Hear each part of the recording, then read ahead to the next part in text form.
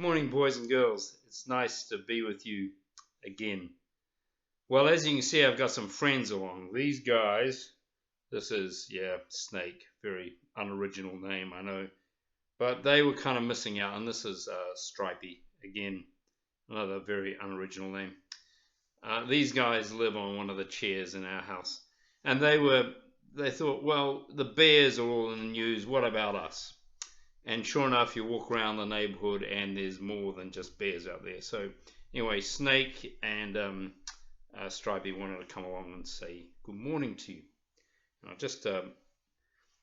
Snakes get a bad rap in the Bible, by the way, but they're actually very nice creatures. And in fact, they were talked about as a symbol for resurrection, being Easter, because they shed their skin. You know how snakes shed their skin? And that was seen as the circle of life carrying on, coming out into the new. Anyway, very old and lovely creatures. Anyway, today I wanted to talk a bit about heroes, because this coming weekend, and in particular Saturday, we remember ANZAC Day, which is the day in New Zealand when we remember those who've been killed or hurt or traumatized through war. And we particularly remember, and the name of the day refers to events at Gallipoli in the First World War in 1915. But it's also a time in New Zealand when we remember all those in all wars. And often the word hero gets mentioned. And I grew up with my grandfather. It was a very big part of my life when I was a child. And he was a survivor of that war. And he was wounded in that war and came home. And he would have really disliked that word hero. For him and for his friends out there on battlefields, it was about surviving. It was about doing their duty and trying to end things so they could get home.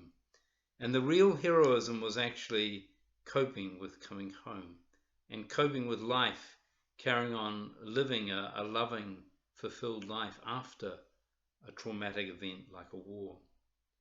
But I think to ask who is a hero or heroine is really important, because our culture often puts up people who've been in wars or people who have done some amazing sporting feat or something like that. But the Bible has quite a different view on heroism.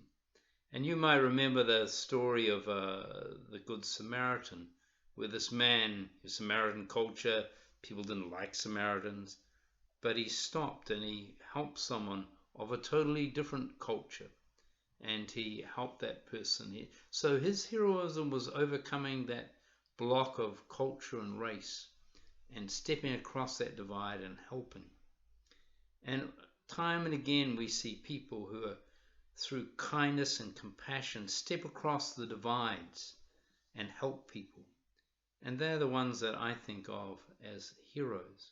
Also think of people as heroes when everybody else is going this way, but they say, hold on a minute, and they stand up and speak up for a different type of truth, a different type of understanding.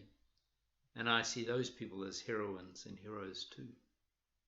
So it's important to think about this thing about heroes. And right now, I think the bears are heroes. I think the bears symbolize a sort of heroism of us all, and Stripey and Snake.